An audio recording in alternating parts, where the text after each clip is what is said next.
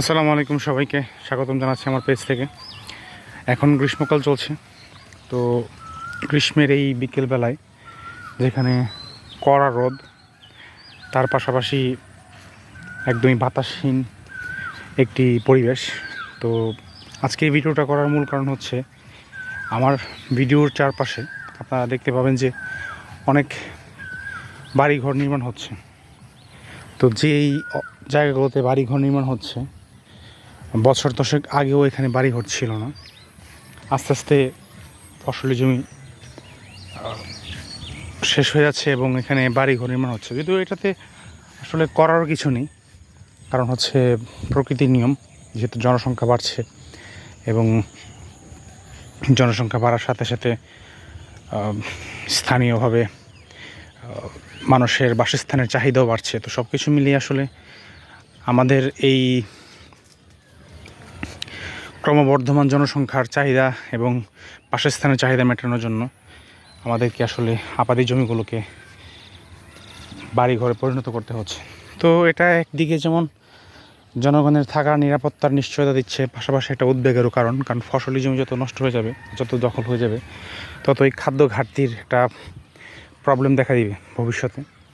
তো একজন পরিবেশ সচেতন মানুষ হিসেবে এবং একজন সুনাগরিক হিসেবে আমাদের সকলের দায়িত্ব আসলে এই বিষয়গুলো নিয়ে এখনই ভাবা। তো আমি মনে করি যে আপনারা যে যার এলাকায় আছেন, আপনারা সবাই অবশ্যই এই বিষয়টি নিয়ে চিন্তা করবেন এবং যাদের মাধ্যমে এই বিষয়টি নিয়ে আলোচনা করা যায় তাদের কাছে এই বিষয়টি অবশ্যই উপস্থাপন করবেন। যদিও খুব একটা ফলপ্রসূ হবে বলে আমি মনে করি না, কারণ বাসস্থানের চাহিদা মেটানোর জন্য বাড়িঘর নির্মাণ করার অবশ্যই আবশ্যকীয় একটা ব্যাপার। তারপরেও আমরা সবাই চাইবো যে ফসলি জমিগুলো যতটুকু সম্ভব বহাল রাখা, যাতে করে মানুষের খাদ্যের যে চাহিদা সেটা যেন পূরণ হয়ে যায়। তো সকলের সুস্বাস্থ্য কামনা করে আজকের মতো আমার ভিডিও এখনই শেষ করছি।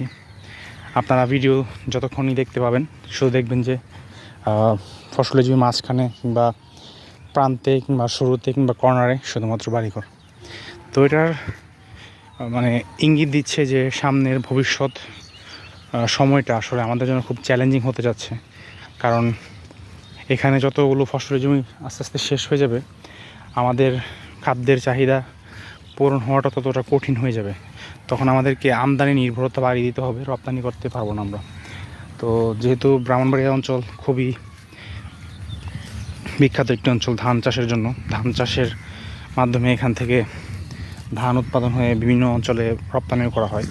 তো সেটাও আস্তে আস্তে কমে যাচ্ছে এবং আমি আমার এলাকা ছাড়াও অন্যান্য এলাকা যেখানে বাড়ি ঘর নির্মাণ হচ্ছে, সেখানকার পরিবেশগত দিক চিন্তা করে আমি মনে করি সরকারের এই বিষয়ে একটি পদক্ষেপ নেওয়া উচিত। জনগণের বাসস্থান রক্ষা করা প্লাস ফসলি জমি রক্ষা করা, সব দিকেই সরকারকে পদক্ষেপ নেওয়া উচিত। যারা আমার ভিডিওটি দেখবেন তাদেরকে অবশ্যই আমি অনুরোধ জানাবো, মূল্যবান সাবস্ক্রাইব, শেয়ার এবং কমেন্টের মাধ্যমে আপনারা দেশবাসীকে এই তথ্যটি পৌঁছান।